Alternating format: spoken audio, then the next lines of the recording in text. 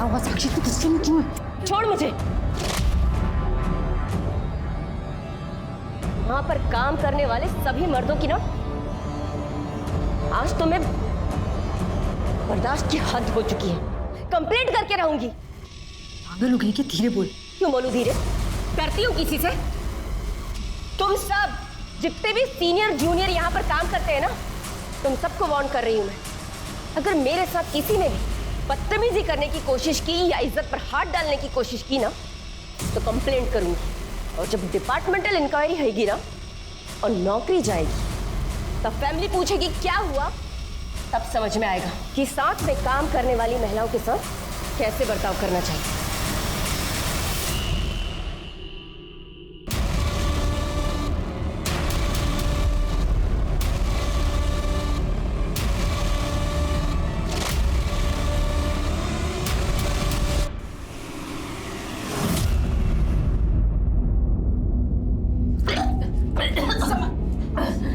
जरूर कुछ उल्टा सीधा खाया रहेगा।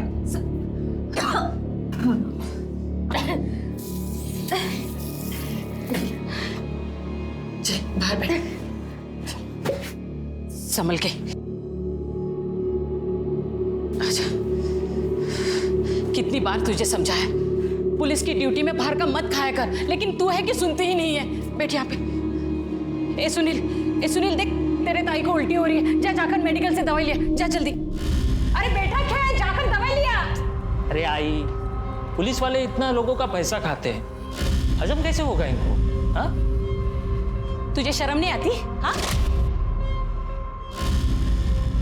तेरी ताई की तबीयत खराब है और तू उसे ताने मार रहा है। जा जाकर दवाई लिया। आई रहने दे, मैं खुद ही ठीक हो जाएगी। तू बस इसको इतना बोल दे कि मेरे पे एक एहसान कर दे। परसों ना पुलिस भर्ती का फिजिकल टेस्ट है और इसके लिए बहुत लोगों से बात की है मैं। इसको बोल कि जाकर टेस्ट दे दे। तू मुझे जितना चाहे मार ले, तू सुसाइड करके मर जा, लेकिन एक बात समझ ले, मैं पुलिस में भर्ती नहीं होऊंगा, समझी ना?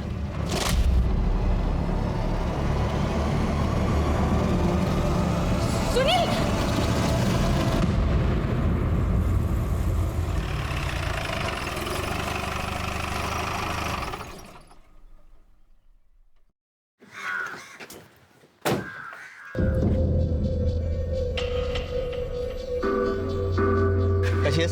अरे एटीज, वो तुम्हारे भाई के भर्ती का हो गया?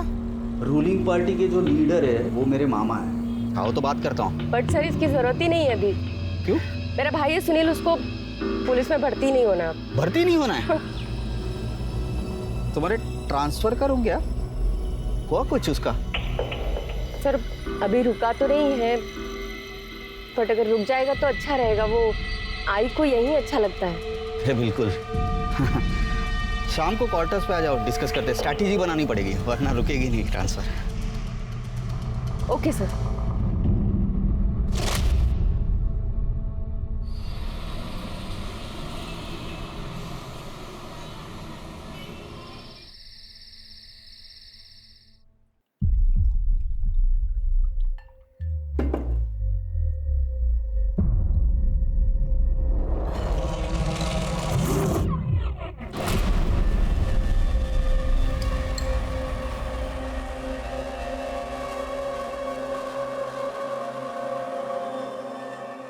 समीर सर,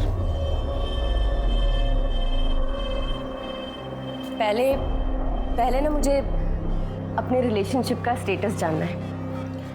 क्या क्या स्टेटस साक्षी? पहले मुझे बताओ कि हम शादी कब कर रहे हैं। अरे तुम्हारी मैंने ट्रांसफर रुकवा दी ना, तो चंद दिनों की बात है, जल्दी शादी कर लेंगे। Yes yes yes. पहले शादी।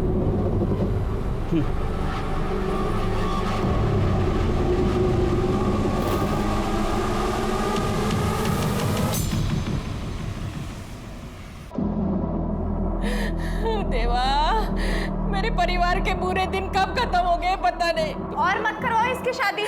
बाबा की तेरी सबकी लाडली है ना, कर दिया ना लाडली ने नाम रोशन। वो तो अच्छा हुआ मेरी नजर पड़ गई रिपोर्ट पर। तू शादी क्यों नहीं कर लेती उसके साथ? किसका बच्चा है ये? बोलना किसका बच्चा है? बता नहीं सकती मैं। और कौन होगा? वो विनोद, इसका पुराना आशिक, अभी जेल काट रहा है, वही है ना? सतीश, तुम इसे कुछ बोलते क्यों नहीं? दामाद हो, इस घर के बड़े हो। किसी को कुछ कहने की जरूरत नहीं है। मैं ये बच्चा गिरा दूंगी।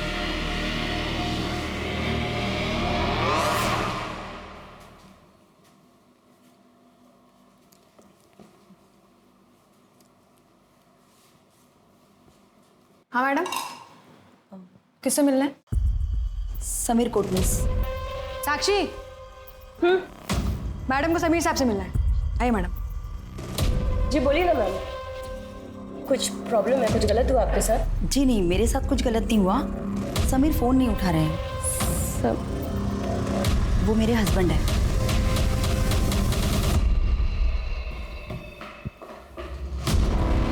अरे सोनाली, तुम,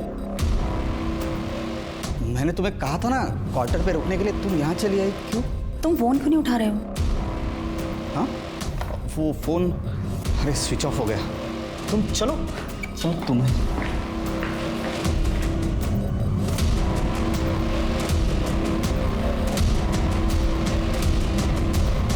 मैं तुम्हें बताने ही वाला था। क्या बताने वाले थे तुम मुझे? मेरी और सोनाली की बिल्कुल बनती नहीं है। आई बाबा के कहने पे जबरदस्ती शादी करनी पड़ी मुझे। मैं उसे तलाक देके मैं शादी करने वाला था तुमसे। झूठ बोल रहे हो तुम। स्कूल कॉलेज की लड़की समझ रखा है क्या? जितना घुमाना था ना तुमको, उतना घुमा चुके हो। अब देखो मैं तुम्हारी कैसे बैंड बजाती हूँ। मैं तुम्हारी कसम खाता हूँ, मैं सिर्फ तुमसे प्यार करता हूँ और तुमसे शादी करना चाहता हूँ। आईची शपथ।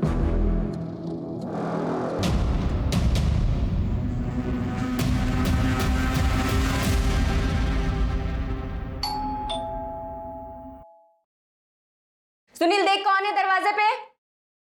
हाँ ठीक है।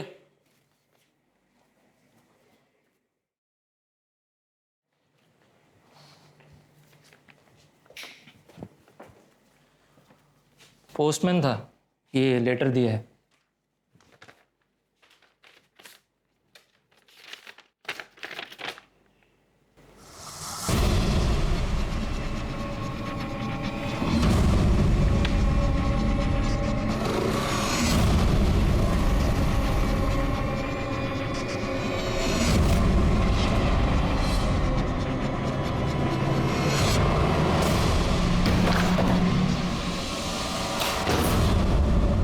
चंद्रपुर, नक्सलाइट एरिया, वहां मेरा ट्रांसफर हुआ है। तुम आवाज धीरे रखो और सीनियर से बात कर रही हो तुम। और वैसे भी तुम मुझसे में बहुत अच्छी समझाता हूं ना तुम्हें सब कुछ। अब कार्रवाई होगी।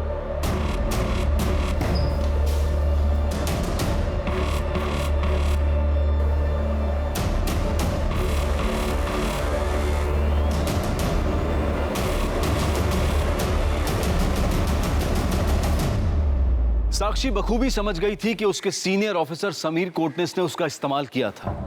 साक्षी ने अपनी शख्सियत के मुताबिक एक डिपार्टमेंटल कंप्लेंट फाइल की। डिपार्टमेंटल इंक्वायरी में यह साफ हो गया कि समीर कोटनिस ने साक्षी को बरगलाया और अपने ओहदे का गलत इस्तेमाल किया। डिपार्टमेंट ने एएसआई समीर कोटनिस को सस्पेंड कर दिया और साक्षी के ट्रांसफर को रद्द करते हुए अगले आदेश तक उसे उसी थाने में कार्यरत रहने को कहा। और फिर आई कोरोना महामारी की आपदा, जिसकी वजह से हालात बिगड़ने लगे और सरकार को उस पर काबू पाने के लिए लॉकडाउन घोषित करना पड़ा। और यहां पर मेडिकल डिपार्टमेंट और पुलिस डिपार्टमेंट की जिम्मेदारी और ज्यादा बढ़ गई।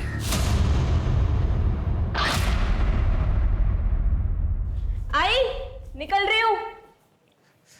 तू नहीं सुनेगी ना मेरी बात? सारे पुलिस वाले क्या इंसान नहीं होते? अरे उनको भी तो कोरोना हो सकता है ना। आई, पुलिस, डॉक्टर और सफाई कर्मचारी, इनकी ड्यूटी ना नैतिक जिम्मेदारी है। अब हमें कोरोना से तो लड़ना ही है ना, ताकि हमारा देश सुरक्षित रह सके और मेरी आय भी सुरक्षित रह सके। ये थे मैं। ध्यान रखना।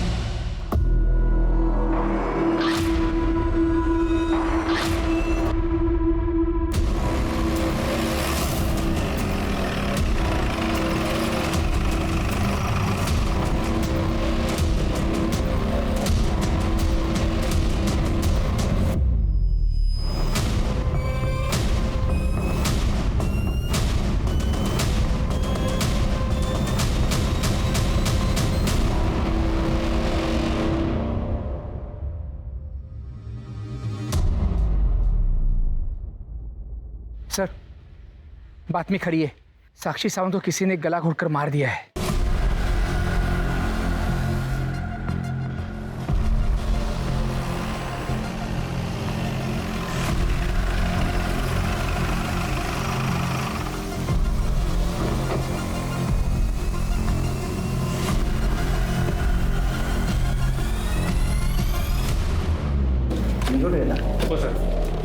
सर, साक्षी सावंत के केस की फाइल।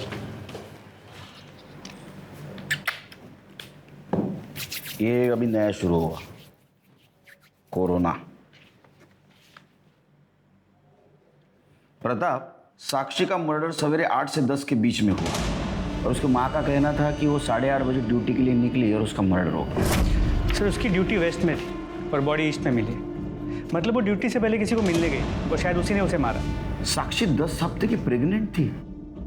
सर, फिर तो ये केस बहुत सिंपल है। साक्षी अनमैरिड थी और प्रेग्नेंट थी, तो जिसने उससे प्रेग्नेंट किया उसने इस राज को छिपाने के लिए उसे मार दिया होगा। सर, अगर ऐसा है तो हम फीटस का डीएनए टेस्ट करवा के मर्डर को पकड़ सकते हैं। डिपार्टमेंट में नए हो, डीएनए रिपोर्ट इतनी जल्दी आता है, तब तक क्या हम हाथ पे हाथ धरे बैठे? सर, फिर इन्वेस्टिगेशन को किस एंगल से शुरू करें? ये देखना पड़ेगा प्रताप कि इसके मर्डर के पीछे क्या इसका प्रेगनेंसी का मोटिव था। मतलब इसके होने वाले बच्चे के बाप ने इसको बुला के मार दिया या कोई दूसरा एंगल। तुम उसके प्रोफेशनल एंगल को चेक करो और तुम उसके पर्सनल एंगल को चेक करो। सर, और मर्डर स्पॉट पे कोई सीसीटीवी है वो भी देखो। जी सर। सर, केस फाइल में साक्षी के फ़ोन के बारे में कोई इन्फॉर्मेशन है? मर्डर स्पॉट पे कोई मोबाइल तो नहीं मिला है। तुम उसके फैमिली मेंबर या कलीग से उसका मोबाइल नंबर ले लो, उसको सर्विलेंस में डाल दो। सर, और एक बात, 2 एंगल बहुत इंपॉर्टेंट है। नंबर 1, साक्षी पुलिस वाली थी और पुलिस वाली का मर्डर इतने आसानी से कोई नहीं कर सकता। और दूसरा एंगल, ये मर्डर लॉकडाउन में हुआ है।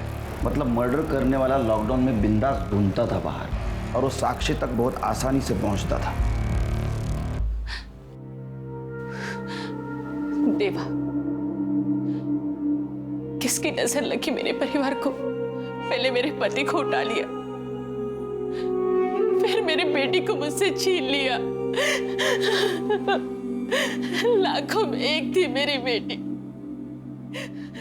कितनी बड़ी बड़ी बातें करती थी। ये देख, मेरी पहली तनख्वाह ले। इसे अपने पास ही रख, जब मुझे जरूरत पड़ेगी तब मांगूंगी। आई, जब तक तू है ना, ये और मैं दोनों पर सिर्फ तेरा हक, समझी?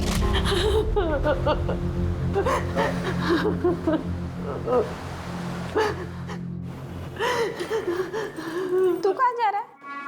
दुकान जा रहा हूँ। घर पर बैठकर मातम मनाने से पेट भरता है क्या?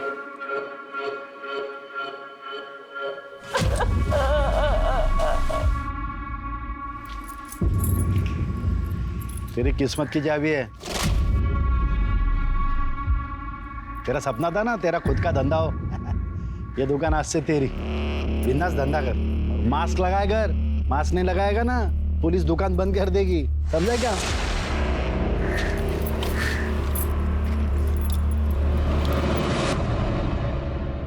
Thank you sir.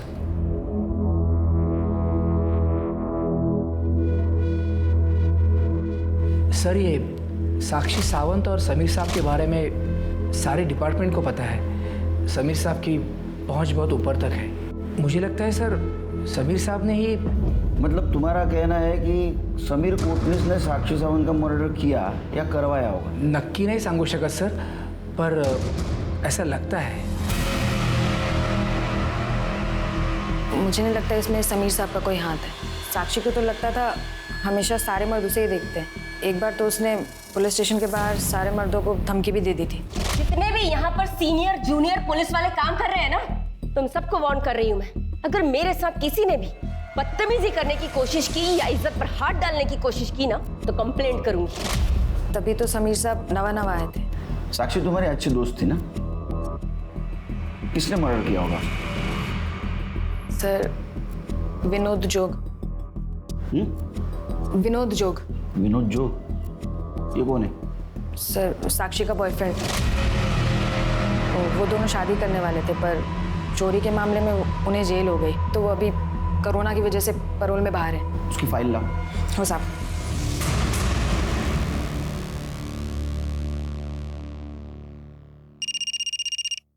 हाँ बोलो प्रगति। क्राइम ब्रांच वाले आपके बारे में पूछ रहे थे।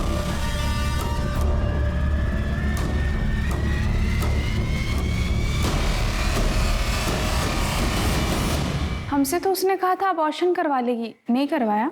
नहीं कराया, इसीलिए तो पोस्टमार्टम में आया है। आप लोगों को तो मालूम होगा ना उसके बच्चे का बाप कौन था। क्यों काकी? मुझे कुछ नहीं मालूम। बच्चे का बाप है वो विनोद जोग, आप उसको पकड़ो। साक्षी पुलिस में होने के बावजूद भी उसे जेल जाने से नहीं बचा पाई। उसका बदला लेने के लिए उसने साक्षी का खून कर दिया, साथ साथ बच्चे को भी मार डाला। आपको भी ऐसा ही लगता है काकी? मुझे कुछ नहीं पता।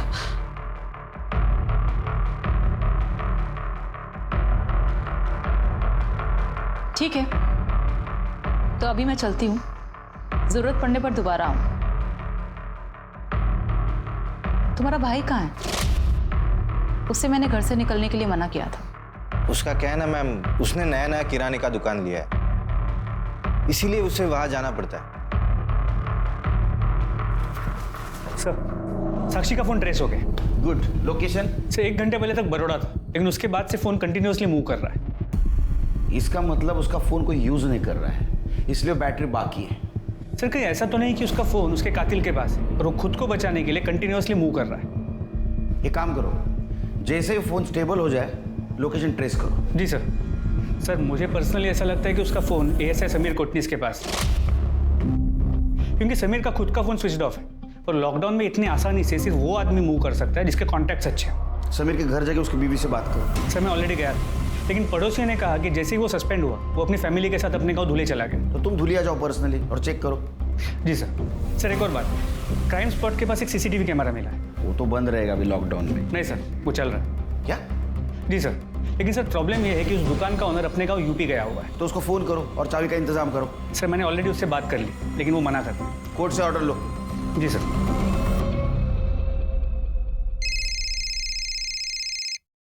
हेलो सर 2 बातें सामने आई हैं।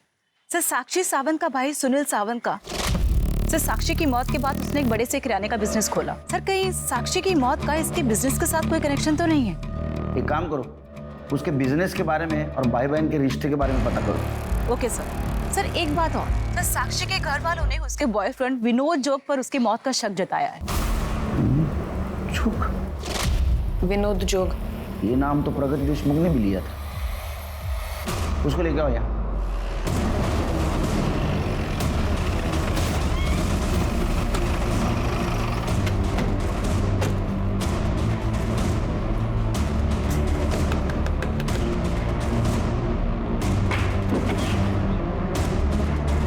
जी विनोद जोग? हाँ। सर मेरी पापा साक्षी को क्यों मारा? क्यों मारा साक्षी को?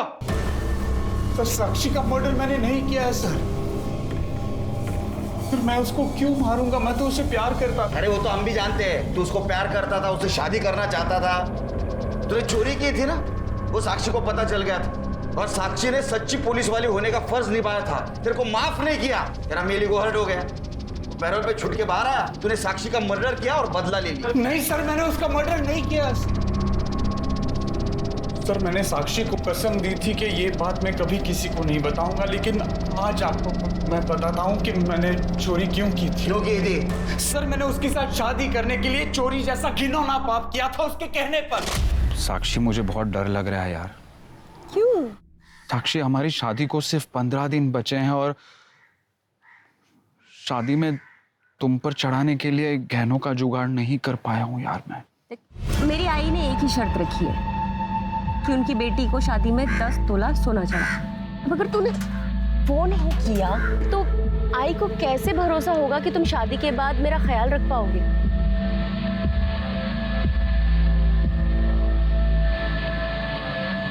साक्षी नहीं हो पाएगा।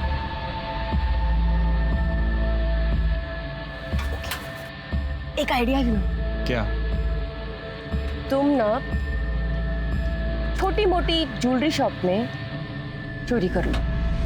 क्या? पागल हो गई हो तुम? अरे कैसी? अरे किसी ने पकड़ लिया तो मैं पुलिस वाली किस काम की? मैं हूं ना। शर्म नहीं आती तेरे को? हाँ, मरे हुए इंसान के बारे में कहानी सुनाता है? नहीं सर। बोलेगा तू? उसके पेट में जो बच्चा था वो तेरा नहीं था? अच्छा सर, वो मेरा बच्चा नहीं था सर, हमारे शारीरिक संबंध थे ही नहीं। वो तो डीएनए टेस्ट से पता चल जाएगा। क्या सच है क्या झूठ है, इसको डीएनए टेस्ट के लिए लेके जाओ। मेरी बात सुनिए प्लीज। और साक्षी के फिटनेस से इसका डीएनए मैच करके देखो, सब पता चल जाएगा। सर मेरी बात सुनिए sir. Sir please sir. Sir sir Sakshi का मर्डर मैंने नहीं किया है, ना ही मैं उसके बच्चे का बाप हूँ सर। सर रिकॉर्ड्स के मुताबिक विनोद को जेल 20 दिसंबर को हुई थी और मौत के समय साक्षी 10 हफ्ते की प्रेग्नेंट थी सर।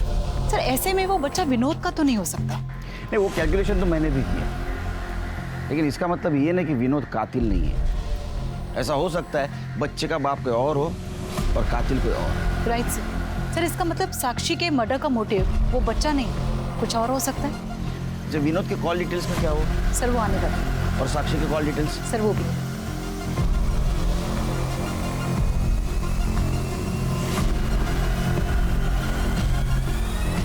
जैन मैडम, साक्षी के पड़ोस वालों से एक बात पता चली। तुम्हारे पड़ोसियों से पता चला है कि तुम्हारी बहन साक्षी के साथ नहीं जमता था। 2 बहनों में लड़ाई किस घर में नहीं होती साहब? नहीं, लेकिन जिस घर में 2 बहनों का झगड़ा होता है उस घर में छोटी बहन बड़ी बहन को धमकी नहीं देती। धमकी? वो तो मैंने गुस्से में बोल दिया था। बचपन से लेकर आज तक सब मुझे तुझसे नीचा दिखाते आए हैं। हमेशा सब कहते थे तू गोरी है और मैं काली, तू पढ़ने में फर्स्ट आती है और मैं तो फेल ही हो जाती हूँ। बाबा की तो तू लाडली थी और पुलिस में नौकरी मिलने के बाद तू आई की भी लाडली हो गई। तू पागल हो गई है मंदा। ये क्या बकवास किया जा रही है तू? हाई बाबा के लिए ना बचपन से तू, सुनील और मैं तीनों ही एक बराबर थे। ताई तेरी ये चिकनी चुपड़ी बातें ना रहने दे। शादी से पहले मायके में सब मुझे नीचा दिखाते थे और शादी के बाद अब पति मुझे नीचा दिखाता है। नफरत करता है ताई, वो मुझसे नफरत करता है।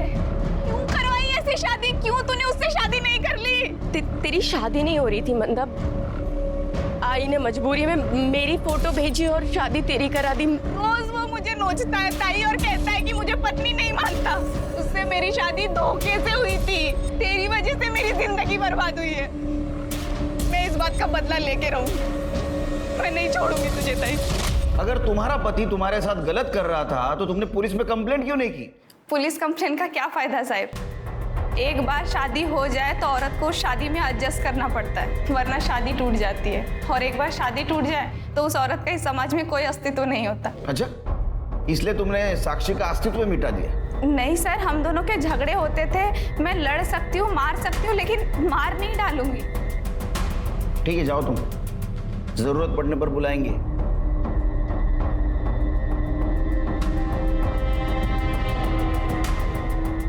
इसका मोबाइल लोकेशन निकलवा। इसका भाई सुनील, उसका क्या हुआ? सर उसके बारे में इंक्वायरी निकलवाई है और पूछताछ के लिए पुलिस स्टेशन भी बुलाया है। बोल रहा था आऊंगा पर अभी तक आया नहीं। उसकी खबर लो।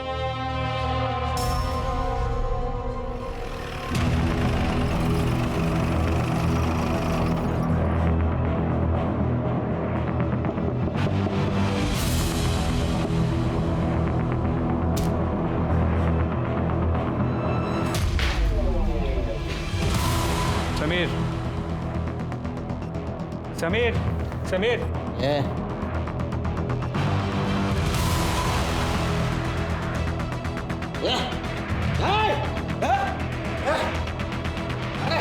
Crime branch.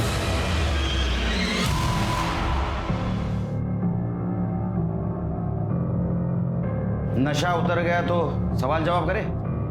क्या चाहिए आपको सर? हाँ, साक्षी को क्यों मारा? क्या? साक्षी मर गई? तो मैंने उसे नहीं मारा है। तूने नहीं मारा होगा उसको, किसी के हाथ से मरवाया होगा। अरे नहीं सर, मैंने साक्षी को नहीं मरवाया, मारा भी नहीं है। चोर की तरह छुप के क्यों बैठा था? और क्या करता सर? डिपार्टमेंट से निकाल दिया गया। जहाँ जाता हूँ सब लोग थूकते हैं मुझे।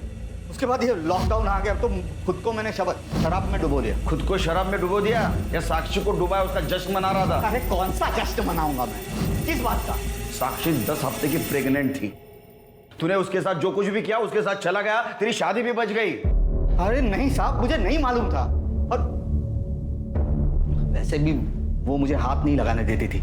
अरे साक्षी, चलो मैं तुम्हें एक चीज दिखाता हूँ। आओ आओ मेरे साथ। अरे आओ ना। ये क्या है? तुम्हारे लिए साक्षी, जाओ जाओ पहन के आओ। तुम सारे मर्द ना वन ट्रैक माइंड के होते हो। लड़की पटी नहीं कि बस सीधे बिस्तर पे, और एक बार वो सो जाए तो सीधे बाहर जाने का रास्ता दिखा दो। तुम सोचती हो वैसा कुछ नहीं है। ठीक है, तो पहले शादी करते हैं, फिर जैसा तुम बोलोगे ना वैसी रहूंगी, और जो बोलोगे वही पहनूंगी।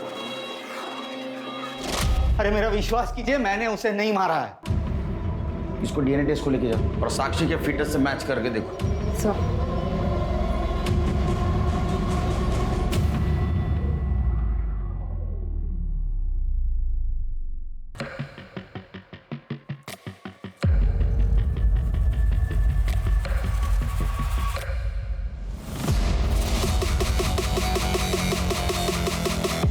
इसके मोबाइल लोकेशन और कॉल डिटेल्स निकलवाओ। जी सर। साक्षी का मोबाइल इसके पास नहीं मिला, उसका लोकेशन ट्रेस किया? सर साक्षी का फोन वापस से पुणे की तरफ मूव हुआ था। हमने घोड़बंदर पे एक टीम को ट्रेस करने के लिए लगाया था, लेकिन इतनी गाड़ियाँ, ट्रक्स और कार्स थे कि वो लोग ट्रेस नहीं कर पाए। अभी का लोकेशन क्या है? सर फिलहाल उसका फोन पुणे से मुंबई की तरफ ट्रैवल हो रहा है। एक टीम को भेजा है उसे ट्रेस करने के लिए। कितना टाइम प्रताप? वो मोबाइल भी चार्ज नहीं हो रहा है, अभी तक वो डिस्चार्ज हो जाएगा, हमारे हाथ से क्लू निकल जाएगा। आई नो सर, हम पूरी कोशिश कर रहे हैं।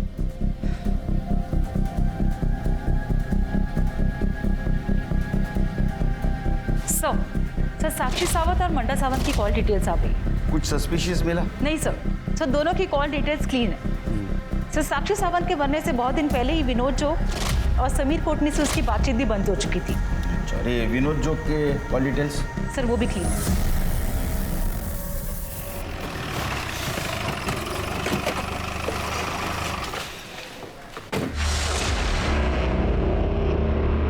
तुझसे मिलने की बहुत कोशिश की, पर तू तो क्राइम ब्रांच वालों से मिलना ही नहीं चाहता।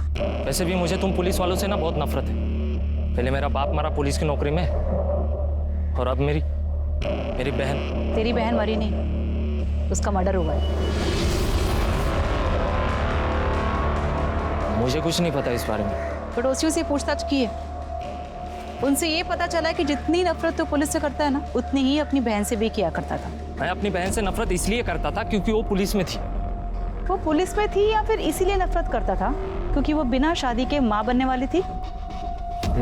मुझे कुछ नहीं पता, मुझे बहुत सारा काम है, होम डिलीवरी करनी है सब ऑर्डर्स की।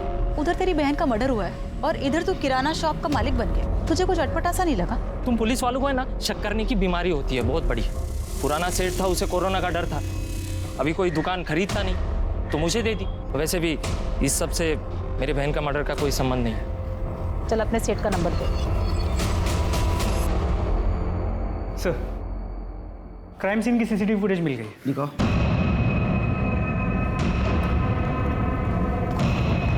सर ये देखिए। क्या ये ट्रक है? क्राइम सीन कहाँ है? सर एक मिनट में थोड़ा फॉरवर्ड कर दूँ।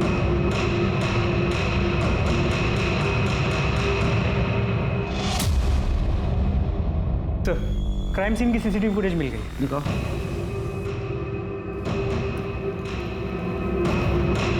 सही देखिए।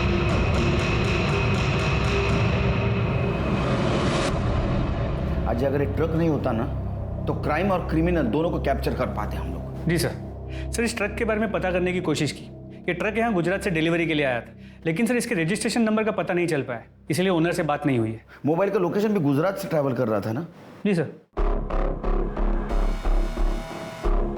प्रताप, कहीं ऐसा तो नहीं साक्षी ने मरने से पहले मोबाइल ट्रक में फेंक दिया? या ऐसा भी हो सकता है कि ट्रक वाले ने साक्षी का मर्डर किया और वो मोबाइल साथ लेके गया? अभी मोबाइल का लोकेशन क्या है? सर हम ट्रेस कर पाते उसके पहले फोन स्विच ऑफ हो। हमारे हाथ से बहुत बड़ा क्लू निकल गया प्रताप। जी सर। और हाँ सर, साक्षी की फीटस का डीएनए रिपोर्ट आ गया। क्या है? सर उसके फीटस का डीएनए समीर या विनोद के डीएनए से मैच नहीं करता।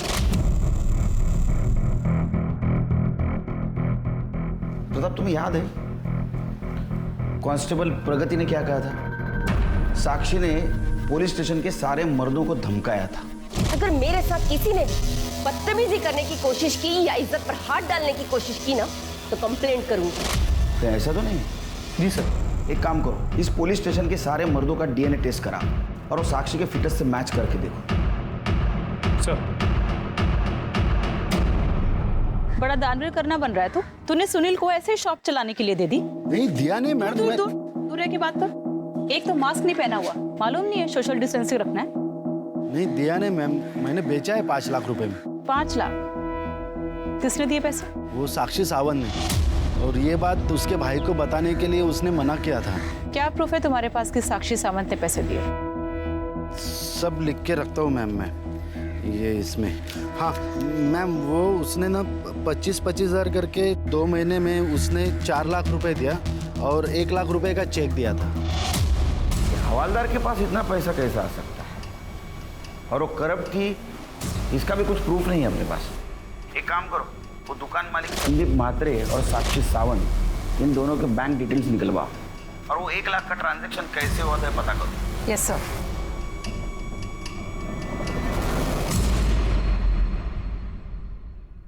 सर संदीप म्हात्रे को 1 लाख रुपए किसी जगदीश पुरोहित के अकाउंट से ट्रांसफर हुए और सर मैंने जब उससे बात की तो उसने डर के फोन कट कर दिया और अभी फोन स्विच ऑफ है।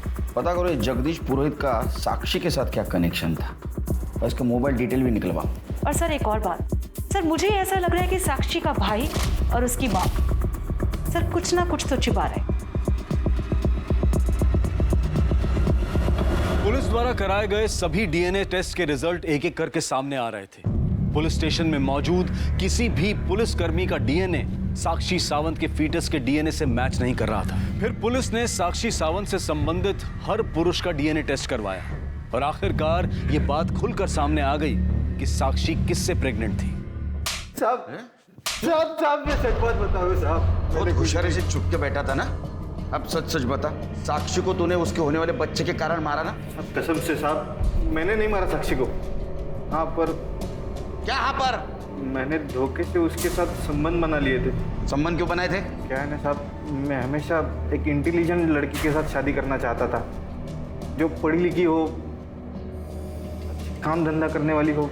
लेकिन सब मुझे ये लोगों ने साक्षी का फोटो दिखाकर मंदा के साथ शादी करवाई मेरी साहब। और मेरे को बहुत गुस्सा आया था उस बारे में। उसका बदला लेने के लिए मैंने साक्षी के साथ संबंध बनाया साहब।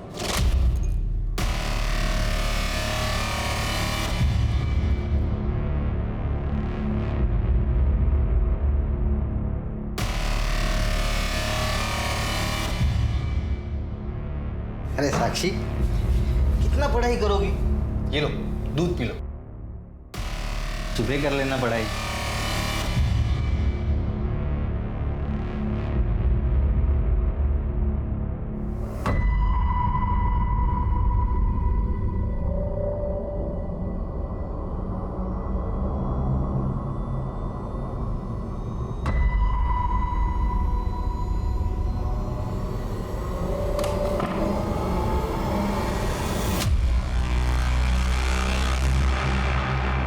किया तुमने कल रात को मेरे साथ? वही जो एक पति अपने पत्नी के साथ करता है। अरे मैंने तो तुम्हारी फोटो देख के शादी के लिए हाँ कह दी थी। मैं तो अब भी तुम्हें ही अपनी पत्नी मानता हूँ। रेप केस में ना 8 साल के लिए अंदर जाओगी। डाल दो अंदर, लेकिन सोच लेना हमारी बहन का क्या होगा। अरे वैसे भी वो तुमसे नफरत करती है और इसके बाद तुम्हारा चेहरा भी देखिए क्या हो। मैं भी उसके बाद उसको छोड़ दूंगा। कौन करेगा दूसरी शादी तेरे बहन के साथ? चलो दोनों नीचे, नाश्ता लग गया है।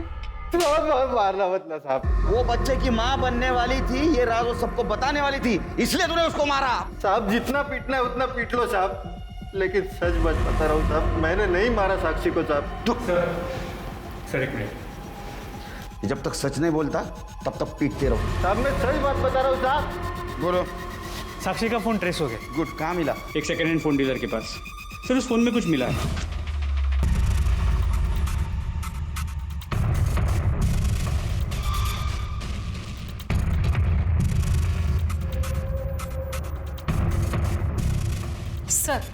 सर जगदीश पुरोहित का पता चल गया है। वो साक्षी सावंत का नहीं बल्कि उसके किसी जानने वाले का रिश्तेदार है। कहीं इस जानने वाले का तो नहीं?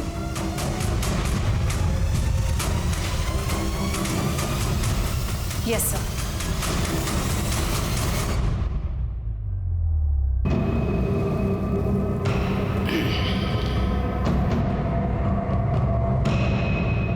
साक्षी का मोबाइल डाटा हमें मिला और ये भी बात पता चलेगी तुम्हारा रिलेटिव जगदीश पुरोहित, उसके कहने पे तुमने संदीप मात्रे को 1 लाख रुपए ट्रांसफर किए थे। इतना ही नहीं, तुम्हारा मोबाइल लोकेशन ये भी दिखाता है कि वारदात की जगह पे तुम थे। और एक खास बात, वो रस्सी, जिस रस्सी से तुमने साक्षी का गला घोट के उसे मारा था, वो रस्सी हमें तुम्हारे घर से मिली है। तो अभी सब क्लियर है कि साक्षी का मर्डर तुमने ही किया था। कबूल कर लो।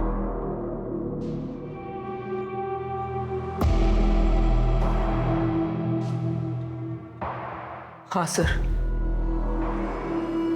साक्षी सावंत को मैंने ही मारा।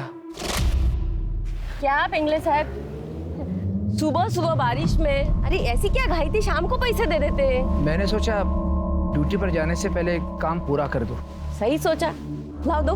इधर कोई देखेगा? इधर एक काम करते हैं, उस तरफ चलते हैं।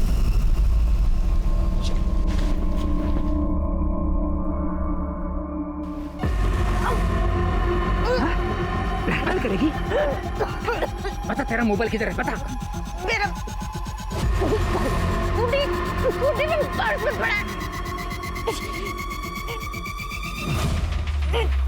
तो मैं बाद में ले लूंगा, मैं तुझसे नहीं।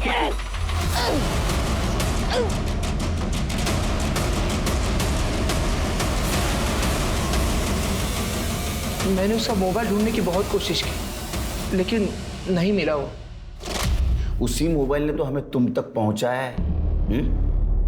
अब बताओ, साक्षी को क्यों मारा? ब्लैकमेल करती थी वो मुझे।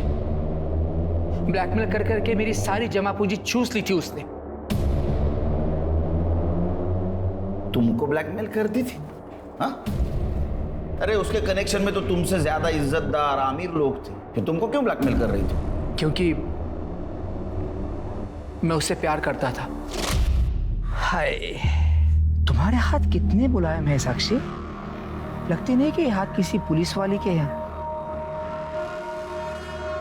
ये हाथ स्कूटी चलाने के लिए नहीं बने हैं, बल्कि किसी बड़े से बाइक पर पीछे बैठ के किसी का कंधा कसकर पकड़ने के लिए बने हैं। और इस बात को उसने सबके सामने मुझे इनडायरेक्टली एक्सपोज करने की धमकी दी थी।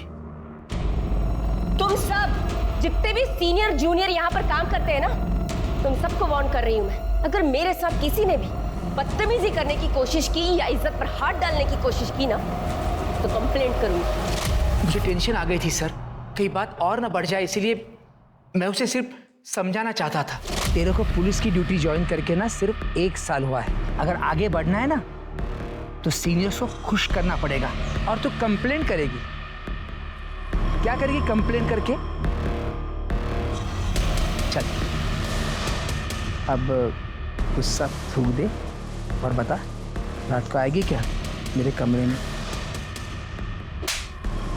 तेरी तो कंप्लेंट भी नहीं करूंगी, तुझे तो मैं यूं ही निपट लूंगी, समझा बुड्ढे? पहली बार किसी ने थप्पड़ मारा था मुझे और ना बोला था, और जब कोई औरत ना बोलती है ना तो उसे पाने की तलब और भी बढ़ जाती है। कोरोना में हम सबकी ड्यूटी कंटेनमेंट जोन के बाहर लगी थी। लेडी कांस्टेबल्स पास वाली सरकारी ऑफिस का वॉशरूम इस्तेमाल करती थी।